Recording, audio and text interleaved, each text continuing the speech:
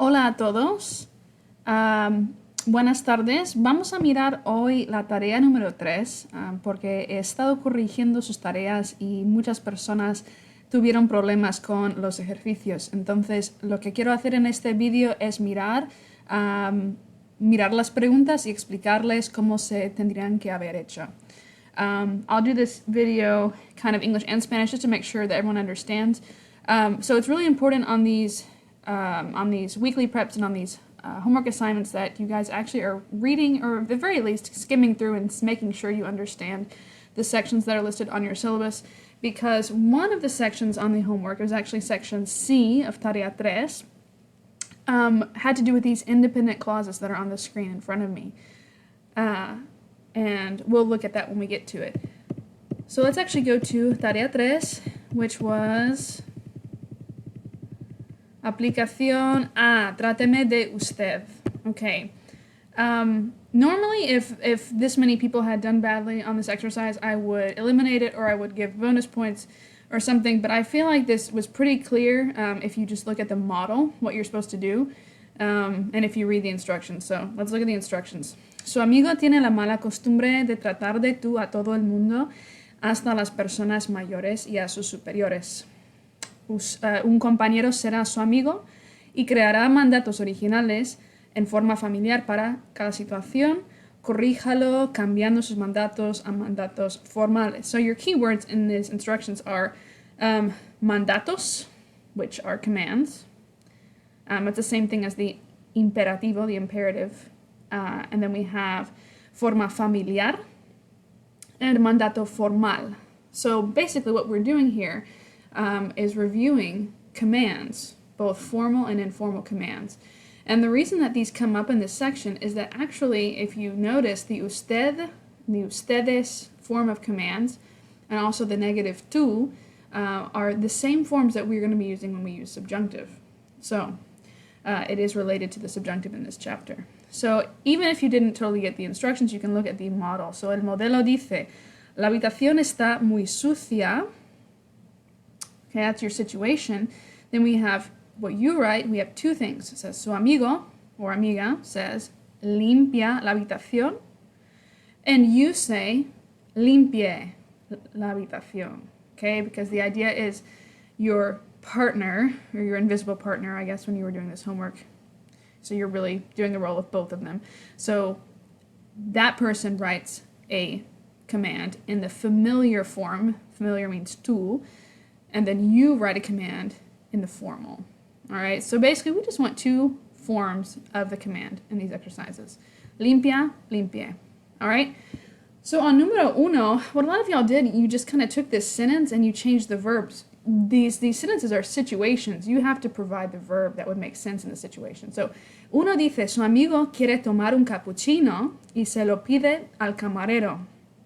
So the situation is, your friend wants to have a cappuccino and he asks, or he orders it from the waiter. So you want to actually give the order that you would give the waiter. So your first option would be what your friend says, which if you read the instructions, that's the informal, okay? And then you give the formal. So how would we say, bring me a cappuccino? Okay, use your verb traer. Traer in the tú command would just simply be trae. Trae or tráeme. Tráeme un cappuccino.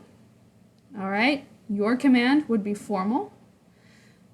Your formal command would be traiga. Tráigame.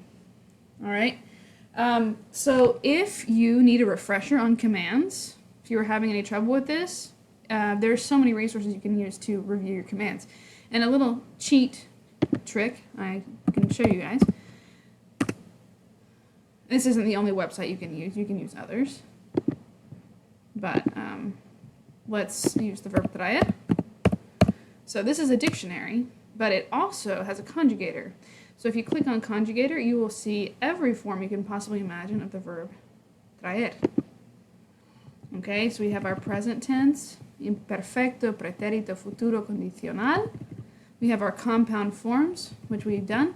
We have our subjunctive, which is actually, where we do get our commands. And let's see if they have a command here. Aha, imperativo. We have our forms here. All right, so just to double check yourself, you could always use a resource like word reference. Ok, número 2. El pan está sin tostar y su amigo quiere comer tostadas. So the bread is not toasted and your friend wants to eat toast. So we need the verb to toast. We see here that the verb is tostar. Tostar is actually kind of a weird verb. So once again, to double check yourself, if you have an inkling that your verb might be irregular, you can just look up your verb, tostar. Yeah, if I can write it in, tostar.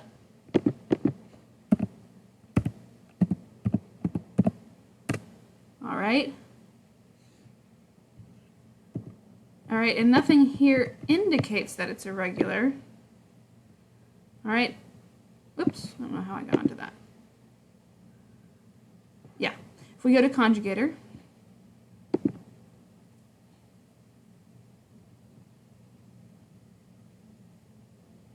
aha, it's a stem changer. It's not one you hear a whole lot, so you might not know it. Okay, but once you look it up, you see it is indeed a stem changer.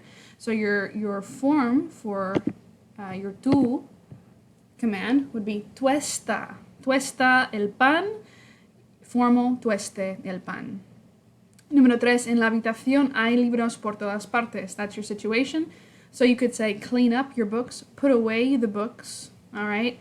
We can just use the verb poner, right? So pon los libros en su sitio, put them away. Or ponga for your formal command, los libros en su sitio. If you used another verb like levantar, sure, that's fine as well.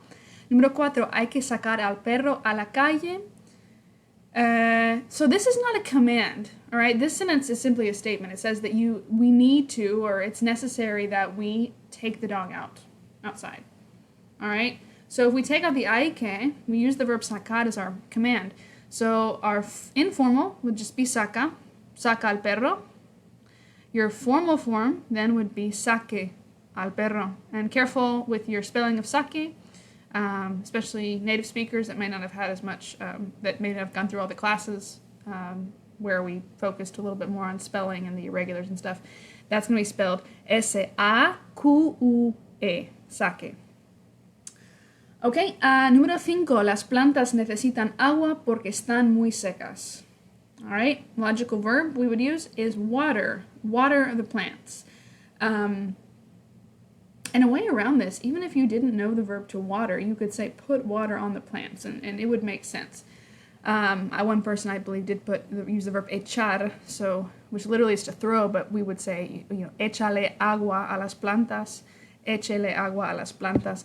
But if you want to know the verb to water, all right, you cannot use Google Translate with this because this is one of those verbs, or one of those things that would change from context to context. So we have agua, but we want the verb to water as in a plant. So we'll look up the verb water. So just if you're not used to using dictionaries, these can be really helpful if you know what you're looking for. Okay, so that in by the word means it's a noun. So we don't want a noun, we want a verb. Aha, water something. Verb, transitive. It's a transitive verb. So I need to water the plants. That's exactly what we want. We want regar. Okay? Now, if you're not familiar with the verb regar, you might not know how to conjugate it. Well, we could assume that it's regular, but we could double check it. All right? And actually, it is slightly irregular because it is a stem changer. So riego would be I water. So your command, your informal command, would be riega. Riega las plantas, or your formal would be riegue las plantas. Número 6, hay que ir al supermercado. Once again, like number 4, this is not an actual command. This is just a statement. All right. We want to make it a command. We'll use the verb ir. So remember what's your command for ir? Your informal is ve, ve. Spelled exactly the same way as you would say el niño ve televisión, all right? Ve al supermercado, or vaya for your formal. Número 7, es necesario hacer una lista de las cosas que hay que comprar. All right, once again, this is not a command, it's a statement. We want to say directly, make a list. So go straight to your verb hacer, review your forms. Your informal is haz, H-A-Z, so haz una lista. Your formal would be haga. Haga una lista. Número 8. Hay un ejercicio muy difícil y alguien tiene que decírselo al profesor.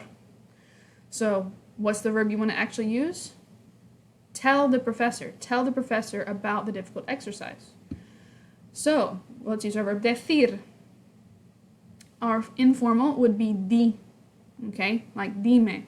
So, you could say, dile al profesor que hay un ejercicio difícil. Or, your formal would be diga. So, dígale al profesor que hay un ejercicio difícil. Okay? So hopefully that makes more sense on Explicacion A. Because a lot of people got that wrong once again. Normally I'd be more flexible on giving you points back, but I feel like this model was pretty clear because you see here we have limpia and limpia. So that's really all you had to do here was just give something logical. Letra B, consejos contradictorios. Most of y'all got the idea of this part at least. So, haga negativos los mandatos afirmativos y haga afirmativos sus mandatos negativos. So, you're just writing the opposite. Again, these are things that you need to review if you don't remember how to form commands. And notice that these are all irregular. If you want to go about the slow way and check yourself, you know, you could use a resource like this, like your conjugator, okay? So again, imperativo, that's your imperative. It's not really a tense, we would call it a mood, I guess. You can double check yourself there with these different verbs. So número uno would be haz los favores. We want to make it don't do all the favors that they ask of you. So no hagas todos los favores que te pidan. How do we get to hagas? Quick review. So what verb does have come from? Hacer. All right, what's our yo form of hacer? Hago.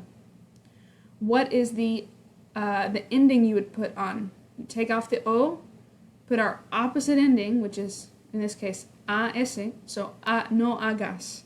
This is exactly the same way that we get to our subjunctive form. Número dos, ve a ver a tus abuelos. So this is from our verb ir. So negative would be no vayas a ver a tus abuelos. Número 3, pon en el banco. We would say no pongas en el banco. 4, di. We would say no digas. 5, we're going backwards now. We're going to make these positive. No salgas a comer. What's our command for salir? In the informal, and that's important because we have an S here, so we know it's informal. Sal. Sal a comer. No tengas miedo, ten miedo. No vengas a clase, ven a clase. No seas amistoso, sé amistoso. Sé con acento. Letra C. This one, exprese un deseo original. And by deseo, we mean something like we've seen in this chapter. So you need a verb there, right? We don't need something like que rico or que bonito. We need a verb like que te vaya bien, or que tengas buena suerte, or que tengan buen día, something like that. All right? So where do you need to go to get these things? Well, let's read just like one of these or two and give an example because I'm going to run out of time here. Número 1, sus padres van a una fiesta, usted les dice cuando salen. The equivalent of this phrase with que at the beginning, in English we don't quite have an equivalent. We would just say have fun, all right? Literally, I guess if you were going to translate the que part, it would be like, may you have fun, may you have a good trip, may you feel better soon, all right? It's this implied desire that someone do something. So for número uno, the thing that makes sense to me, that pops into my head first, would be the verb divertirse, so to have fun. So, que se diviertan, okay? Have fun. And if you're not sure of what things you can use for each of these situations, go back to the page I just showed you guys at the beginning, which was this one, okay? So subjunctive and independent clauses. We have lots of expressions we could use for these situations. Que se diviertan, que le aproveche, que lo haga otro, que en paz descanse. Okay? These are all things that you could use on these questions. In the future, if you are confused, because some people were obviously confused on this exercise, don't hesitate to ask me. Okay? I'm never annoyed by answering questions that are about content or about Spanish grammar. Okay? So if you send me an email, I'll get to it as soon as I can. And that's pretty much it. So hasta luego.